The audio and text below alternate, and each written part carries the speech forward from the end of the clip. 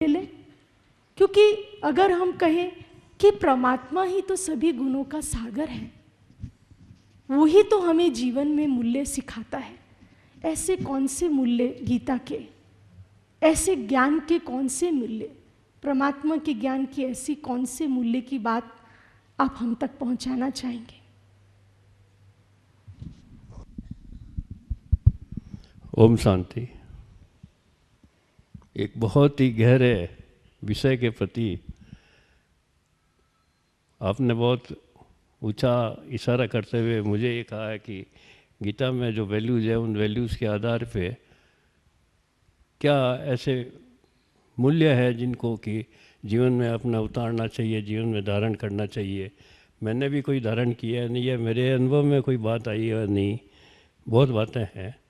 गीता अपने आप में एक बहुत बड़ा ग्रंथ है और वैसे कहा जाए तो मैं ये अतिशयोक्ति नहीं समझूंगा कि उस ग्रंथ के नीचे भी एक बहुत बड़ा रहस्य भी है। रहस्य क्या है उसके बारे में मैं अभी थोड़ी देर बाद में प्रकाश डालने की कोशिश करूंगा। फिर जैसे आपने कहा कि आपने डॉक्टरेट की है 3 साल के लिए गीता के उस विषय पर, और आपने ये भी इशारे में कहा है कि उसमें 12 वैल्यूज़ है, उन वैल्यूज़ के ऊपर आधारित गीता में ऐसा सारा समावेश है जो न सिर्फ एक पर्टिकुलर जाति के लिए, एक पर्टिकुलर देश के लिए, पर ऑल राउंड सारे विश्व के लिए गीता बहुत सदुपयोगी है और एक बहुत बड़ा ग्रंथ है। इसमें दो राय नहीं है। 12 वैल्यूज़ में हमने अभी जो माननीय अध्यक्ष महोदय से भी सुना था, समर्पण की भावना, तो मेरे को ऐसा संकल्प आया कि समर्पण भी एडजस्टमेंट के बिना समर्पण भी नहीं हो सकता। समर्पण की बेसिक फाउंडेशन में एक एडजस्टमेंट, मतलब एडजस्टमेंट मीन सहयोग बहुत ज़रूरी है। अगर सहयोग नहीं है तो समर्पण भी नहीं हो सकता। एक हिस्टोरिकल इवेंट है जिसका मैं एक उदाहरण देना चाहूँगा, जिसका रेफरेंस ऑनरेबल सुप्रीम कोर्ट ने एक बहुत अच्छे जजमेंट में दिया है। अगर आप मेरे को समय की सीमा ना में बांधे तो मैं थोड़ा सा विश्लेषण से उसको शॉर्ट करूँगा कहना चाहूँगा कि गुजरात के जैन समाज ने म्यूनसिपल कॉरपोरेशन ऑफ अहमदाबाद को एक प्रतिवेदन दिया कि प्रदूषण के दिनों में 9 दिन हम बहुत अहिंसक रहते हैं और उस समय हम ना तो बाज़ार में मीट को देख सकते हैं और ना एनिमल कटिंग को भी देख सकते हैं। इसलिए इन 9 दिनों के लिए प्रदूषण में ये sale of meat and cutting of animals को रोका जाए। म्यूनसिपल कॉरपोरेशन ने ऑर्डिनेंस जारी कर दिया, जिसको हाई कोर्ट गुजरात में चैलेंज किया और वो ऑर्डिनेंस क्वैश हो गया, जिसको फिर बाद सुप्रीम कोर्ट के सामने मामला ले जाया गया। हिंसक विरोधी समिति वर्सेज इंडिया के नाम से वो जजमेंट ऑल इंडिया रिपोर्टर 2008 के पेज 1172 पर वो पब्लिश है। उसमें ऑनरेबल सुप्रीम कोर्ट के सामने जो गुजरात हाई कोर्ट ने एक फाइंडिंग दी थी वो ये थी कि आर्टिकल 19(1) ऑफ द कॉन्स्टिट्यूशन के नीचे हर भारतीय को कोई भी भारत में अपना कोई प्रोफेशन, ट्रेड, बिजनेस करने का संपूर्ण फंडामेंटल अधिकार है। और दूसरा, to be non veg is also a fundamental right. Non veg होना भी हमारा फंडामेंटल राइट है, कोई हमको उससे विमुक्त नहीं कर सकता। इन 2 पॉइंट पे गुजरात हाई कोर्ट ने वो ऑर्डिनेंस को रद्द किया था। ऑनरेबल सुप्रीम कोर्ट ने 14वीं शताब्दी का एक उदाहरण दिया और उसमें कहा कि उस समय वाजिद अली शाह अवध के नवाब थे। एक दिन मुहर्रम और होली, रंग खेलने की होली एक ही दिन आ गए। मुहर्रम तो मातम का दिन होता है और रंग खेलने की होली उमंग और उद्दरंग कहना चाहिए उसका दिन होता है। तो दोनों में बहुत कॉन्ट्राडिक्शन है। तो लखनऊ के हिंदुओं ने डिसाइड किया कि हम होली नहीं खेलेंगे। सवेरे मुहर्रम निकले। एक मुहर्रम में वाजिद अली शाह खुद थे, वो पहुंच गए। 12-1 बजे तक वो सारा उनका काम संपूर्ण हो गया। जब वो लौटने लगे तो अचानक वाजिद अली शाह को ये ख्याल आया कि आज तो रंग खेलने की होली है। तो उन्होंने कहा कहीं चंग की आवाज़ नहीं, कि रंग नहीं, कोई आदमी निक नहीं रहा है, क्या बात है? तो कहा लखनऊ के हिंदुओं ने तय किया कि हम होली नहीं खेलेंगे मुहर्रम की वजह से। तो उन्होंने कहा, एकदम चहक के कहा कि अगर हिंदू इतना सेक्रीफाइस कर सकते हैं तो मुसलमान सेक्रीफाइस क्यों नहीं कर सकते? और चलो हमारा काम तो ख़त्म हो गया, अब हम जाके होली क्यों नहीं खेलें? और वो हिंदुओं के चौक में गए और पहला रंग उन्होंने हिंदुओं पे डाला। This is called adjustment. ये सहयोग है। ऑनरेबल सुप्रीम कोर्ट ने इसका हवाला उस केस में दिया, और दूसरा हवाला दिया कि मोहम्मद जलालुद्दीन अकबर शिकार का बहुत शौकीन था, हफ्ते में 5 दिन तक वो नॉन वेज लेता था, और उसने अनंतो गतवा एक जैन मुनि विजयराज जी सूरी करके उनसे 4 साल तक अहिंसा का पाठ पढ़ा, और पढ़ने के बाद में उसने कहा कि मैं सप्ताह में 4 दिन तक स्ट्रिक्टली वेज रहूँगा, 3 दिन नॉन वेज लूँगा। तो ऑनरेबल सुप्रीम कोर्ट ने कहा कि अगर मोहम्मद जलालुद्दीन अकबर जैसा शक्तिशाली बादशाह भी सप्ताह में 4 दिन स्ट्रिक्टली वेज रह सकता है, तो क्या गुजरात के मुसलमान साल में 9 दिन तक स्ट्रिक्टली वेज नहीं रह सकते? ऐसी क्या बात है? किस तरह से उन्होंने फंडामेंटल राइट्स के आर्टिकल 19(1) का इंटरप्रिटेशन करके प्लेस किया। अदरवाइज अपेरेंटली कोई भी ये नहीं मान सकता कि ये जो जजमेंट था गुजरात हाई कोर्ट का वो गलत था, because it was based on guaranteed fundamental right under article 19(1) of the constitution. ये एडजस्टमेंट की बात है, बहुत ज़रूरी है ज़िंदगी में एडजस्टमेंट। एडजस्टमेंट नहीं होगा तो हम समर्पण भी नहीं कर सकते, जो ज़िंदगी में सफल नहीं हो सकते। और एक बात एडजस्टमेंट की मुझे और याद आती है कि जिस समय 5 ही पांडव स्वयंवर में गए थे द्रौपदी के, और अनंतो गतवा अर्जुन ने द्रौपदी को स्वयंवर में अर्जित कर लिया, और 5 पांडव द्रौपदी को लेकर अपनी माता कुंती जी के पास आए, तो उन्होंने माता को कहा कि माता इस तरह से हम 5 भाई एक कन्या को लेकर आए हैं और इस तरह से किया है। तो जनरली हम जो सुनते थे ये थे, कुंती ने कहा तुम जो चीज़ लाया उसको 5 में भाइयों में बांट दो, पर वास्तविकता वो नहीं थी। माता कुंती ने यह सोचा कि ये 5 भाई स्वयंवर में गए थे, और 5 भाइयों ने द्रौपदी को प्राप्त करने के लिए प्रयास किया था। 4 भाई असफल हो गए थे, 1 भाई सफल हुआ था।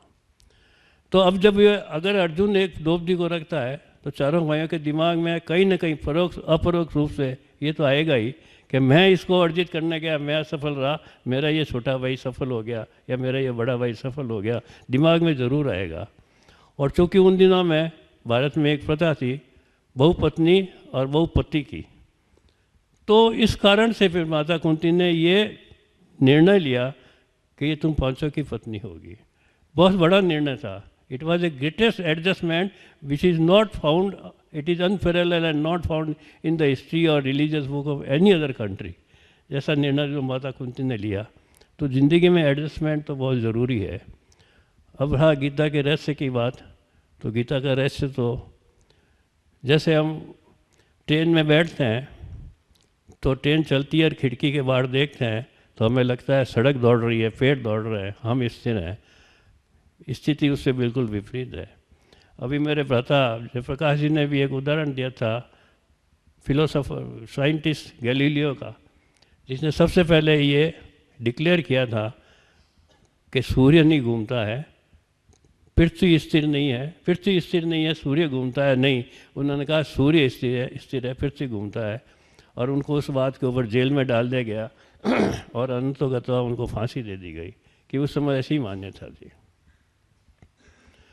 आज हमारी भी कुछ ऐसी मान्यता है। मैं वापस आपका वो एक सेंटेंस वापस पिकअप करता हूँ कि गीता किसी एक की नहीं है, गीता किसी एक राष्ट्र की नहीं है, किसी एक धर्म वाले की नहीं है, गीता सर्वोपरि है, सबकी है।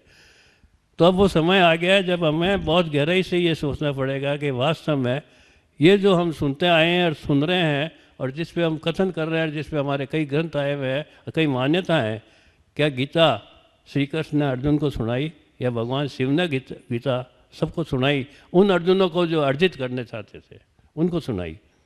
ये भी प्रश्न ऐसा ही है जैसा गैलीलियो ने रखा था कि सूर्य घूमता नहीं है, सूर्य स्थिर है, पृथ्वी घूमती है। अब वो समय आ गया है, हमें बहुत गहराई से ये इस पर मनन करना पड़ेगा, सोचना पड़ेगा। मैं बहुत ही माफ़ी मांगते हुए भी ये बात कहना चाहूँगा, हो सकता है मेरी ये बात आपको विपरीत लगी हो, बहुत अच्छी नहीं लगी हो सकता है जो एक बात समय मेरे पहले लिए एक वर्ड था कि नास्तिक, मैं भावना के साथ था, मैं इस नास्तिक भावना से ये बात नहीं कह रहा हूँ, पर इसका भी एक अन्वेषण होना बहुत ज़रूरी है। और ये वास्तविकता है कि गीता भगवान शिव ने सुनाई थी, अर्जुन ने नहीं। महाभारत के उस युद्ध के क्षेत्र में जहाँ सारी शस्त्रों सेना खड़ी थी, उस शस्त्र सेना के सामने बीच में रथ ले जाकर क्या वास्तव में अर्जुन ने गीता सुनाई? अगर उसमें मुझे वो श्लोक तो याद नहीं है, पर उन्होंने कहा हे अर्जुन, तेरे और मेरे कई जन्म हुए हैं, कई जन्मों के साथ साथ हम चले हैं। जैसा अभी हमारे अध्यक्ष महोदय ने भी कहा था कि हम जन्म तो कई लेते हैं, आत्मा मरती नहीं है, शरीर मरता है, जन्म हम लेते हैं। तो तेने भी कई जन्म लिया और मैंने भी कई जन्म लिया है, पर वास्तविकता क्या है, भगवान जिसने गीता सुनाई उसका इशारा किया था। तो वो इशारा किसका था, उसके ऊपर हमें अन्वेषण करना पड़ेगा, सोचना पड़ेगा, समझना पड़ेगा। और हमारी मान्यता ये है कि गीता भगवान शिव ने सुनाई उन सब अर्जुनों को जो अर्जित करना चाह रहे थे। ओम शांति। आपने अपनी बात हम तक कही है, और ये एक बात बहुत सुंदर आपने कही कि ये मनन का विषय है, बहुत गहरा विषय है, बहुत बहुत गहरा विषय है। आपने बहुत बहुत बहुत नम्रता से ये भी कहा कि भावनाओं तक आपने छू के इस बात को कही है। और ये इस सत्र का विषय है ही नहीं कि यहाँ तक ख़त्म हो जाए, लेकिन आगे भी इस पर मनन। हाँ, कृपया बैठे रहेंगे। हमारे स्वामी चक्रपाणी जी का खास अनुरोध है, इतना सुंदर विषय चल रहा है तो कृपया बैठे रहिए। आपकी सबकी जो जा रहे हैं वो वापस आ जाएं, अगर जब तक कोई ऐसा आपको आबू रोड ट्रेन नहीं पकड़नी हो, उसके अलावा यहीं रहेंगे ऐसा हमारा आपसे अनुरोध है। तो आपने बात कही है, लेकिन आपकी बात को जब मैं सुन रही थी तो मेरे मन में भी वही बात एक आई कि आगे से मैं जो आपको प्रश्न पूछने जा रही हूँ उससे कुछ एक पुष्ट उनसे पूछिए, आपकी आज्ञा हुई है, क्योंकि मैं हमारे संतों का जो साथ में बैठी हूँ आपकी आज्ञा लेती जा रही हूँ साथ साथ, क्योंकि मेरी भूमिका ऐसी है कि मैं इधर देखती हूँ तो हमारे न्यायविद बैठे हैं और इधर हमारे संत बैठे हैं। बहुत सुंदर संगम है, मुझे संतुलन रख के हुए आगे चलना है, बहुत सुंदर समा बंधा हुआ है। तो जब आप बता रहे थे तो मुझे वो अपने सपने की बात याद आई। मैं ज़्यादा समय नहीं लूँगी, लेकिन मैं आपको वो अपना सपना सुनाना चाहती हूँ जो हकीकत हुआ। जब मैं ये रिसर्च डॉक्टरेट शुरू किया था स्पिरिचुअलिटी एंड यूनिवर्सल वैल्यूज़ पर, मैं ये सोच रही थी कि ऐसा कौन सा मैं रेफरेंस लूँ, किससे मैं हमारी डिविनिटी को, आध्यात्मिकता को इस्टेब्लिश करूँ। ये बात मेरे मन में थी, लेकिन उस समय मेरे पास ऐसा कुछ सामने नहीं आ रहा था। मैं मेडिटेशन रूम में बैठती थी, बाबा से बात करती थी कि आप ही बताइए, जब सब्जेक्ट ऐसा है। चैलेंज था उस समय मेरे लिए भी, और मेरे गाइड ने भी, और यूनिवर्सिटी ने कहा सीधा ही ले लिया है विषय तुमने, आध्यात्मिकता पर और यूनिवर्सल वैल्यूज़ पर ले लिया है, डायरेक्ट ही आपने चैलेंज लिया, आपको इस्टेब्लिश करना होगा। तो मैं उस दिन की बात याद कर रही हूँ कि जब मुझे बहुत बहुत सुबह अर्ली मॉर्निंग एक सपना आया था और उसमें मैंने गीता को देखा था। और जब मैंने गीता को, जबकि मैंने आपको बताया मैंने गीता नहीं पढ़ी थी उससे पहले, उसके बाद ही मैंने गीता पढ़नी शुरू की, एक नहीं कई गीताओं के रेफरेंसेस देखे। तो वो जब मेरे सामने इतनी सुंदर गीता आई, और गीता का वो पन्ना आज भी मुझे याद है, क्योंकि वो मेरी रिसर्च स्टडी का बहुत बहुत इम्पॉर्टेंट पहलू बन गया। और उस पन्ने पे लिखा था यदा यदा ही धर्मस्य ग्लानिर्भवति भारत। वो जब मैंने देखा था और उस समय मैं इसके डेप्थ में जाना शुरू किया और इंटरप्रिटेशंस भी पढ़ती चली गई कि कैसे वो यूनिवर्सल स्पिरिट, जैसे कि महेश्वरी जी कह रहे, लेकिन वो मैंने बहुत यूनिवर्सल रूप में बात देखी थी वहाँ, कि कैसे वो परमपिता परमात्मा डिवाइन